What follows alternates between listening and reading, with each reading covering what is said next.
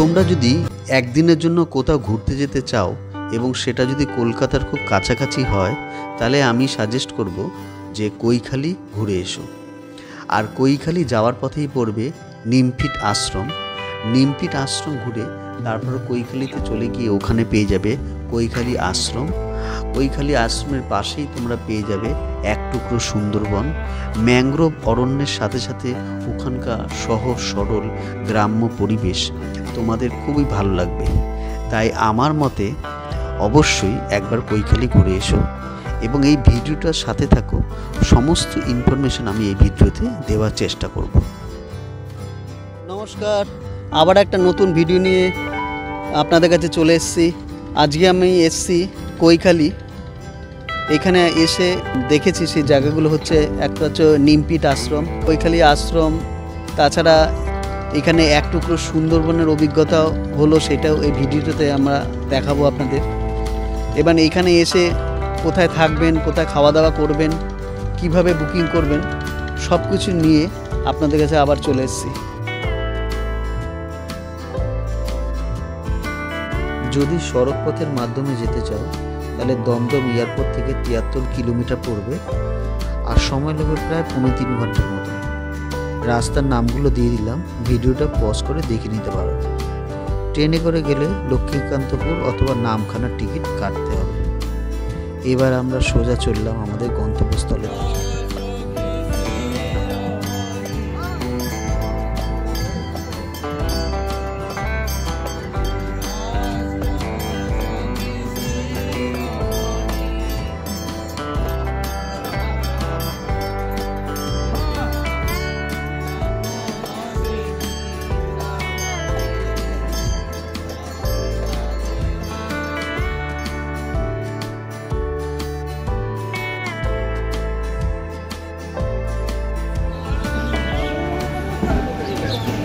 অবশেষে শিয়ালদা স্টেশনে এলো। ট্রেনটা প্রায় 1 ঘন্টা লেট করলো এখানে আসতে।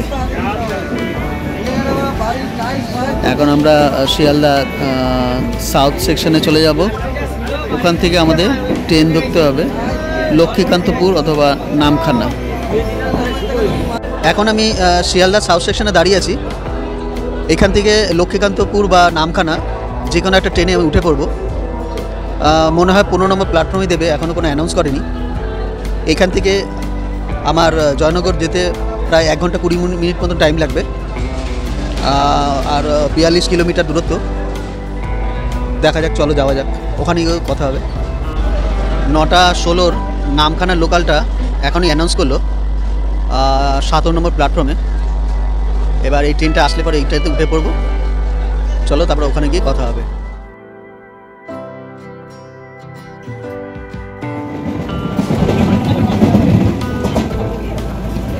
এখন আমি জয়নগর মজিদপুরে চলে এসেছি। 9:32-এর ট্রেনটা ধরেছিলাম শিয়ালদা থেকে, এখন বাজে প্রায় 11টা। এখন আমি এখান থেকে নিমফিট আশ্রমে যাব। একটা অটো ধরে, সামনে থেকে একটা অটো ধরে নেব। চলো আর কথা না বাড়িয়ে সেদিকে যাওয়া যায়। এখানে আসতে প্রায় 1 ঘন্টা 20 মিনিট মতো টাইম লেগে গেল। প্রায় 22টার মতন স্টেশন আছে।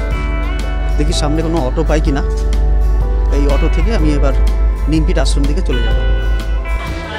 এই রাস্তা থেকে বেরাচ্ছি আমি। এখান থেকে বেরিয়ে আমি এবার একটা অটো ধরার চেষ্টা করব। টিকিট কাউন্টার এটা। এখানে বিখ্যাত জয়নগরের মহল, জয়নগর মহল যেটা বলি। স্টেশন থেকে বেরালেই এটা দেখতে পাওয়া যাবে জয়নগর মহল কাউন্টারগুলো। এই সামনেই দেখা যাচ্ছে এই অটোগুলো। দেখে একবার জিজ্ঞেস করে এখান থেকে নিমফিটের অটোগুলো পাওয়া যায় কিনা। যথারীতি ওখান থেকে একটি অটো পেয়ে গেলাম। ভাড়া নিল মাত্র 25 টাকা।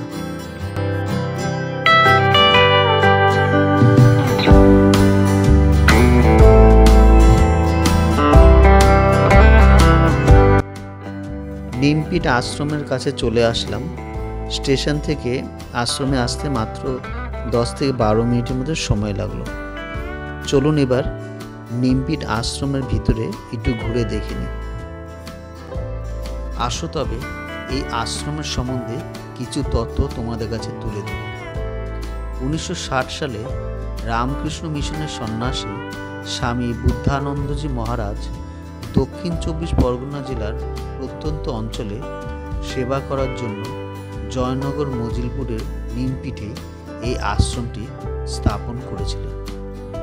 এটি পশ্চিমবঙ্গের তৎকালীন মাননীয় মুখ্যমন্ত্রী ডক্টর বিধানচন্দ্র রায়ের সহযোগিতায় নির্মিত হয়েছিল। সুন্দরবনের মানুষ দারিদ্র, অশিক্ষা, কুসংস্কার ও বেকারত্বের শিকার ছিল। আশ্রম জনগণের সমস্যার মোকাবিলায় গ্রামীণ উন্নয়নের কাজ করে, স্কুল, দ্বীপ পরিষেবা কেন্দ্র, স্বাস্থ্য কেন্দ্র প্রতিষ্ঠা করে এবং কৃষি গবেষণার স্বনির্ভরতা আনার পরিকল্পনা করে।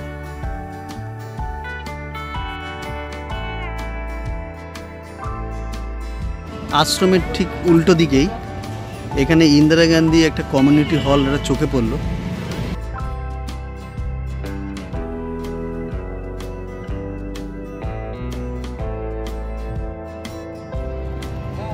আশ্রমের ঠিক উল্টো দিকে আছে শ্রী রামকৃষ্ণ আশ্রম বেসিক স্কুল।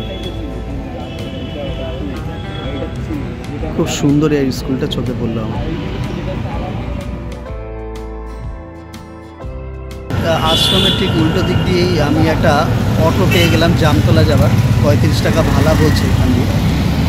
চলো ওখানে গিয়ে তাহলে কথা হবে। নিমপিঠ আশ্রম ঘোরার পর এখন আমি চলে যাব সোজা কৈখালি। এখান থেকে দুরকমভাবে যাওয়া যেতে পারে, একটা রিজার্ভ করে, আর একটা পথ হচ্ছে দুভাবে ব্রেক জার্নি করে যাওয়া যেতে পারে। যদি রিজার্ভ করো অটো তাহলে 450 টাকা 500 টাকা রিজার্ভেশন ফিজ নেবে। তাছাড়া তোমরা এখান দিয়ে সোজা চলে যেতে পারো জামতলা। জামতলা থেকে আবার একটা অটো নিয়ে সোজা কৈখালি চলে যেতে পারো।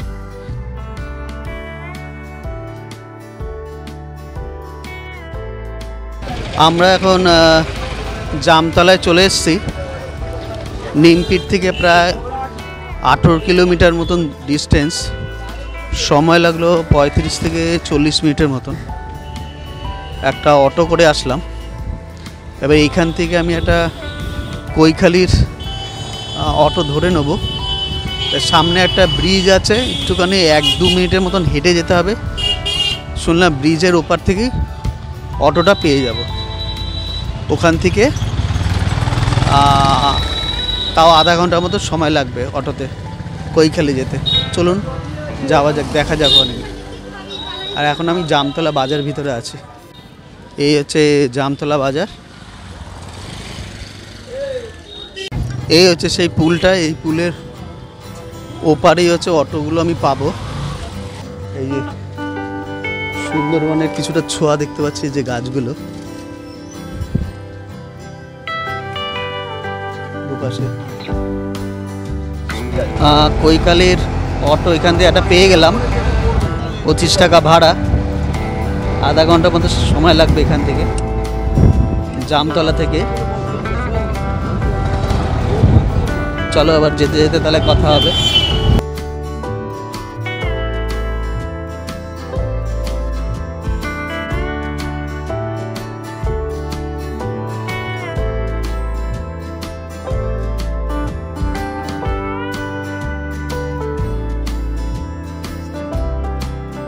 প্রায় আধ ঘন্টা মতন সময় লাগলো।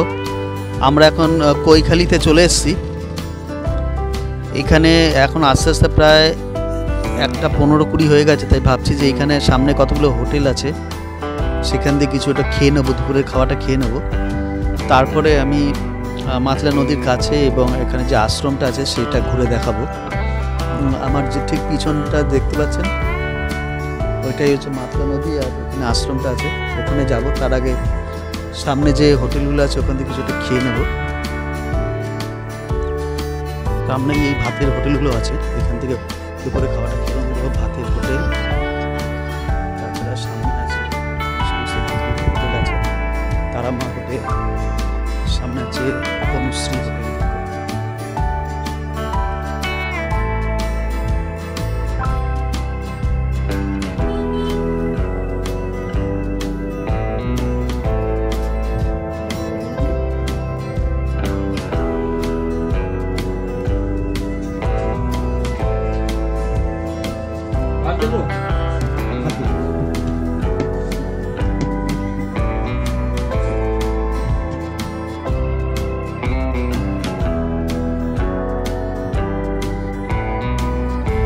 আমরা এখন কৈখালিতে চলে এসেছি।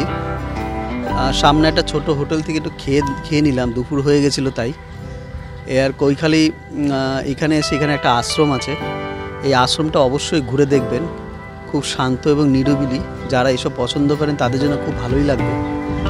তা এখন আমি এই ভিতরে আশ্রমের ভিতরটা একটু ঘুরে ঘুরে দেখাবো। নিমপিট যে আশ্রমটা দেখেছিলাম তার থেকে একটু ছোট, তাও অনেকটা জায়গা জুড়ে, অনেকটা বিস্তীর্ণ জায়গা এখানে আসলে অবশ্যই দেখবেন। চলুন ভিতরে গিয়ে দেখে আসি। এই হচ্ছে ভিতরের পরিবেশ। সামনে দেখা যাচ্ছে কতগুলো রাজহাঁস ঠিক আমার সামনে দিয়েই যাচ্ছে আওয়াজ করতে করতে। বাঁদিকে সুন্দর পুকুর।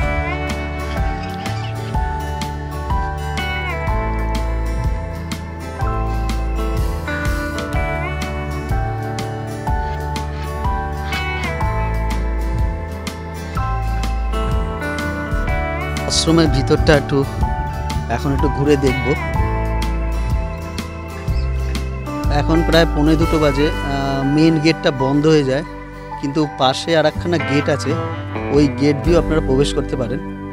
পিছনে যে রাস্তা দেখতে পাচ্ছেন ওইটা হচ্ছে সেকেন্ড গেট, ওখান থেকে আপনারা ঢুকতে পারেন। এই সেকেন্ড গেটের ভিতর দিয়ে আমি প্রবেশ করেছি। চলুন এখন আশ্রমের ভিতরটা একটু দেখা যাক।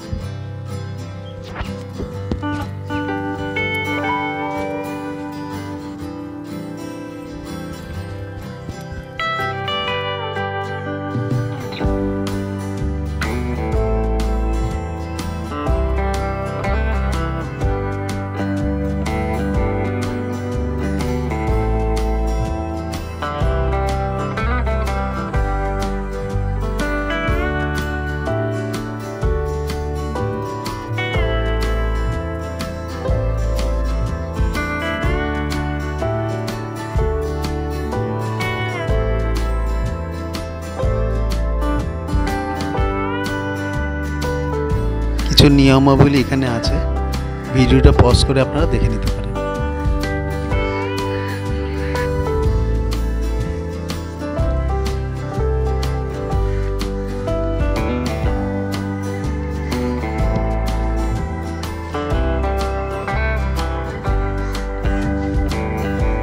ইনি হচ্ছে ফাউন্ডার এই আশ্রমের। আর সামনে যেটা দেখতে পাচ্ছেন এইটাই হচ্ছে মেন গেট। এই স্বামীজি এই জায়গাটা উদ্বোধন করেছে প্রথম স্টার্টিংয়ে ইনি আছে বৌদ্ধদেব মহারাজ। এখন এই নিমপিট থ্রো দিয়ে এইগুলো হয়েছে, নিমপিট আশ্রমের থ্রো দিয়ে এইগুলো কৈখালি আশ্রম হয়েছে। এখন উপস্থিত আছেন চন্দন মহারাজ, মন্দিরে এখন দেখভাল করে এবং ওই সাইডগুলো দেখভাল করে। আচ্ছা, এমনি মন্দির খোলা বন্ধের সময়টা তো বলুন। মন্দির খোলার সময় হচ্ছে 3টে নাগাদ খুলবে, 2:30-3টে নাগাদ খুলবেন।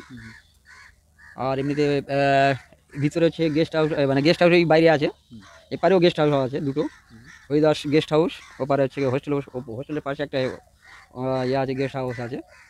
ওপারে হচ্ছে স্কুল আছে, মানে ছেলেরা পড়াশোনা করে। এই গেস্ট হাউসে থাকার ব্যবস্থা আছে কি? হ্যাঁ, গেস্ট হাউসে থাকার ব্যবস্থা আছে। সেটা হচ্ছে নিমপিটে পারমিশন নিতে হবে। পারমিশন পেলে এখানটায় বুক হয়ে যাবে, ওখানে বুক করতে হবে। হ্যাঁ, সেটা আপনার বাইরের ক্ষেত্রে ভিতরের ক্ষেত্রে সবই সমান। ওই নিমপিট সেটা বলে দিতে হবে যে আমরা বাইরে থাকতে চাই না ভিতরে থাকতে চাই, সেটা কি? না, ওটা হচ্ছে ফিল আপ হয়ে গেছে। মানে ওইটা হচ্ছে ওই যেটা হচ্ছে ব্লু কালারের যেটা আছে ওটা ফিল আপ হয়ে গেলে এবার ভিতরের দিকটা সব দিয়ে দেবেন। ওটা 45 জনের সিট আছে, এইটা ফিল আপ হয়ে গেলে ভিতরের দিকে আরও রাখার ব্যবস্থা আছে। হ্যাঁ, পার হেডে 600 টাকা ওইটাই। আর এটা হচ্ছে দূরত্ব বলে পার হেডে হচ্ছে 500 টাকা আছে। তবে এখন হয়তো বাড়াতে পারে, কারণ ঘরগুলো রিপেয়ারিং হচ্ছে বা বিভিন্ন রকম উন্নত মানের করেছে, তো যদি বাড়তে পারে, সেটা ওখানটা বলতে পারবে ওরা। ধন্যবাদ আপনাকে। আর হচ্ছে কি, যদি কেউ বেড়াতে যায়, আমাদের এখানটা দুটো বোর্ড আছে, আশ্রমের দুটো বোর্ড আছে, 6 সিলিন্ডার আছে, 4 সিলিন্ডার আছে। ওই ওখান থেকে খাওয়া দাওয়ার সময় যদি কেউ বলে যে আমরা বেড়াতে যাব, ওনাদের বেড়াতে নিয়ে যায়। সেটা ওখানটা ওনারা বলে দিয়ে দেবে। হ্যাঁ, বেলুর মঠে যেরকম নিয়ম এখানে সেই নিয়মে বন্ধ হয়ে যায়, 12টা বাজলে বন্ধ করে দিয়ে দেয়। বিকেলে খোলে কখন? 2:30 পরে। হ্যাঁ, 2:30 পরে খুলবে গেট। ওই মানে সামনে গেট 2:30 পরে খুলবে। তারপরে তো ওই রাত 8টা-9টা পর্যন্ত খোলা থাকবে। আর আপনি ওখানটায় খাওয়া দাওয়া আছে 12:30, দুপুরে লাঞ্চ 12:30, ভিতরে লাঞ্চ হচ্ছে 12টায়। ওদের রাত্রে ওখানটায় 8:30, ভিতরে খাওয়া দাওয়া 8টা।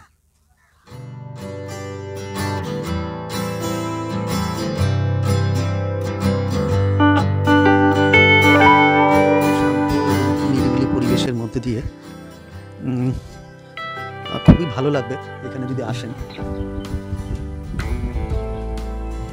চারিদিকে গাছ আর গাছ। এখানে আরেকটা নিয়ম হচ্ছে ফ্যামিলি ছাড়া এখানে কিন্তু থাকতে দেওয়া হয় না, কিন্তু তাও 1 মাস আগের থেকে আপনাদের ফোন করে জানিয়ে দিতে হবে। আর সমস্ত কিছুই ওই নিমপিট আশ্রম থেকেই এখানে নিয়ন্ত্রিত হয় এবং তারাই সব কিছু ব্যবস্থা করে দেয়। কৈখালী শ্রী রামকৃষ্ণ আশ্রম দ্বীপ সেবা কেন্দ্র। চারিদিকটা একটু ঘুরে দেখছি।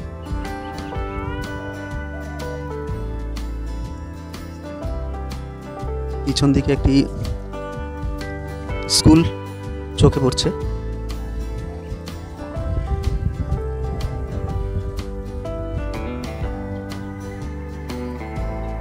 আমার সামনে এখন এইটা রয়েছে, এখানে মাল্টিপারপাস রিলিফ শেল্টার।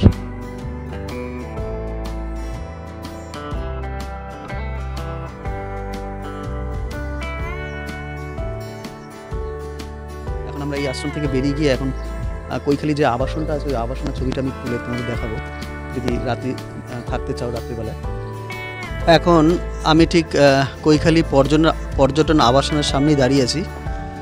এইটাই একমাত্র আবাসন, এখানে যদি থাকতে চান এইখানেই থাকতে পারবেন। আর এখানে থাকতে গেলে আপনাকে নিমপিট আশ্রমে গিয়ে এখান থেকে বুকিং করে আসতে হবে, 1 মাস আগে ফোন করে বুকিং করে আসতে হবে।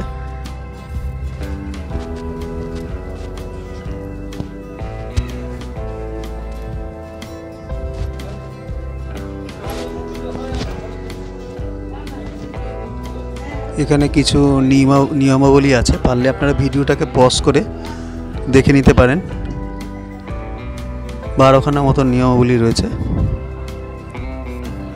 নমস্কার। আচ্ছা, এখানে এটা কৈখালী ট্যুরিস্ট লজ, এটা নিমপিট আশ্রম তত্ত্বাবধানে চলে। এটা নিয়ে যদি বুকিং করতে হয় থাকতে হয় এখানে নিমপিট আশ্রম থেকে বুকিং করতে হয়। বুকিং করলে পরে ওই একটা নির্দিষ্ট নম্বর আছে, 11 থেকে 3টের মধ্যে ফোন করলে পরে ওই নম্বরে পেন্সিল বুকিংটা হয়। ফোনের নম্বরটা হচ্ছে 9933064466। এই নম্বরে ফোন করলে বুকিংটা নিয়ে নেওয়া হয়। এবার 1 মাস আগে থেকে বুকিংটা হয়। যেমন ডিসেম্বরের বুকিং, এখন ডিসেম্বরের ডিসেম্বরটা চলছে, জানুয়ারি মাসে বুকিংটাও নেওয়া হচ্ছে। ফেব্রুয়ারি মাসে বুকিং এখন হবে না, আবার জানুয়ারি মাস থেকে আবার ফেব্রুয়ারি মাসে বুকিংটা নেওয়া হবে। হ্যাঁ, এখানে থাকা খাওয়া নিয়ে 600 টাকা করে নেওয়া হয়। আর যারা পরিবার নিয়ে এখানে ঘুরতে চান, আসতে পারেন। অ্যাকচুয়াল ব্যাচেলারদের দেওয়া হয় না, ফ্যামিলি ছাড়া দেওয়া হয় না, সপরিবারে আসার জন্য এখানে সুযোগ দেওয়া হয়। না, ওরকম কোনো ব্যাপার নেই।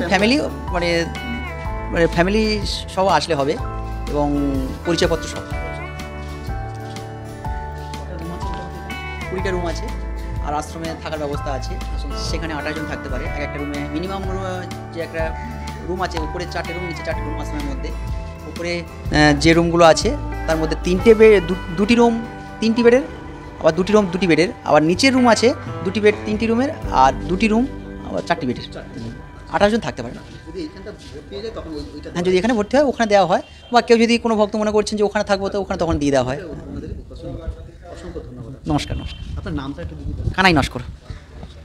কানাইবাবুর সঙ্গে এতক্ষণ কথা বললাম, এখানকার নিয়মাবলীগুলো একটু জেনে নিলাম, আপনাদের বলে দিলাম নিয়মাবলীগুলো। আশা করি এতে আপনাদের অনেকটা সুবিধা হবে এখানে আসতে গেলে।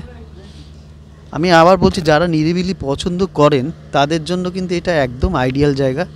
উল্টো দিকেই দেখুন সুন্দরী গাছ এবং সুন্দরবনের একটু ছোঁয়া আপনি বুঝতে পারবেন এখানে। দিয়েছে প্লাস্টিক, থার্মোকল ব্যবহার করা সম্পূর্ণভাবে নিষিদ্ধ। সুন্দরবনের কিছুটা ছোঁয়া এখানে আপনারা পাবেন। এই হচ্ছে আমার সামনে যে নদীটা দেখতে পাচ্ছি, মাতলা নদী বলা হয়। এই নদীটা একসময় খুবই জলে প্রচণ্ড ঢেউ ছিল, এখন সেটার অতটা নেই, তার জন্য এটা মাতলা নাম দেওয়া হয়েছে। চলো ভিতরটা দেখে আসি। এই যে নদীর পাশে এখন মেরামতির কাজ চলছে, তাই এই ধারে এখন যাওয়া একদমই বারণ।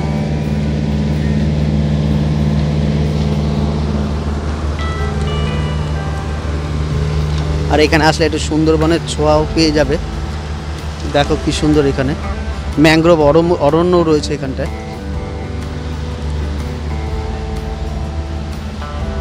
জল, এখানে মাটিটা ভেজা ভেজা, তার মনে হচ্ছে যে এখানে জল উঠে আসে, মাতলা নদীর জলটা উঠে আসে এখানে। বাপরে বাপ, এই হচ্ছে সেই মাতলা নদী, বিশাল বড় নদী, এপার ওপর দেখা যাচ্ছে না। এই যে এখন মেনটেন্যান্সের কাজ চলছে, নদীর বাঁধ তৈরির কাজ চলছে এখানে।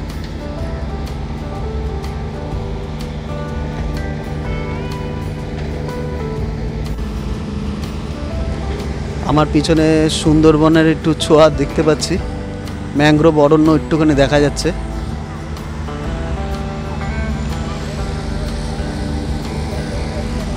আর তার পিছনে হচ্ছে এই মাতলা নদী।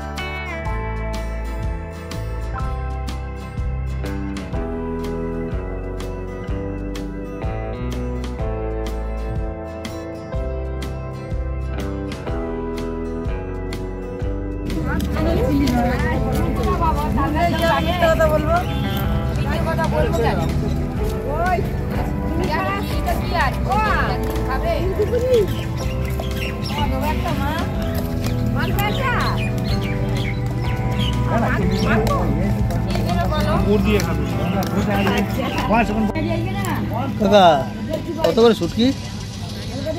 50 টাকা প্যাকেট?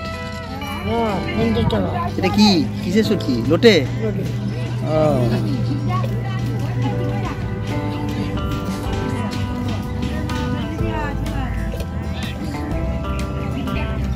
ধারে এখানে ছোট ছোট দোকান নিয়ে বসেছে, যেমন কদবেল মাখা, লোটে, নানা রকমের ছোটোখাটো শুটকি মাছ।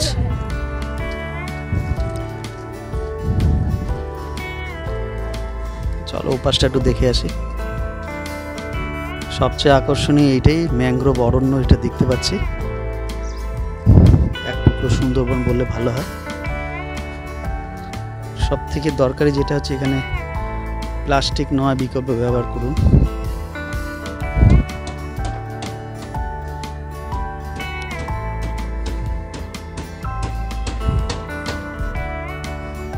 আর এখানে দেখা যাচ্ছে যে নৌকা তৈরি করছে, রিপেয়ারিং করছে, মানে এইগুলো দিয়েই হয়তো দূরে দূরে সুন্দরবন ঘোরার এখানে যে নৌকাগুলো সেখানে রিপেয়ারিং কাজ চলছে।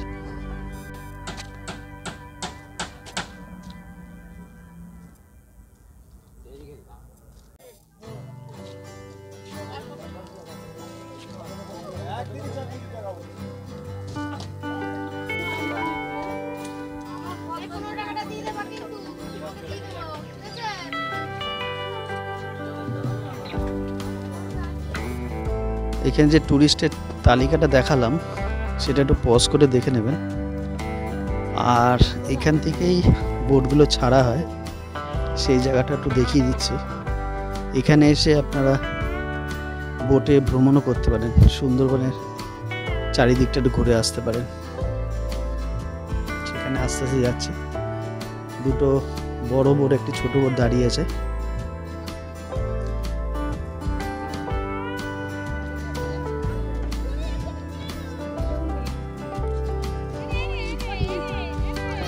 একটা তো মাতলা নদী, আর একটা নদী এসে এখানে মিশেছে, সেই নদীটার নামটা ঠিক জানি না, তবে আপনারা যদি কেউ জেনে থাকেন তাহলে কমেন্ট বক্সে অবশ্যই বলতে পারেন।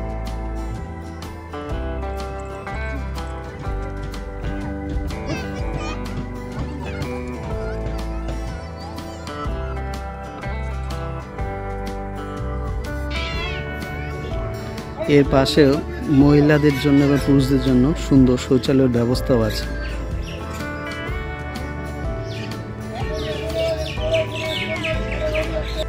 আজকের ভিডিওটা এখানেই শেষ করলাম। এই ভিডিওটা আপনাদের কেমন লাগলো অবশ্যই জানাবেন।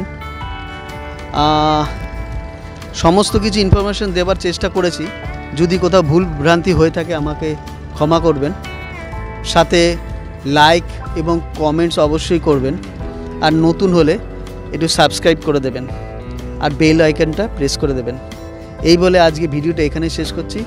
আর পিছনে সুন্দর মাতলা নদীর আর পাশে এক টুকরো সুন্দরবন দেখিয়ে আজকে ভিডিওটা আমি এখানেই শেষ করছি। সবাই ভালো থাকবেন, নমস্কার।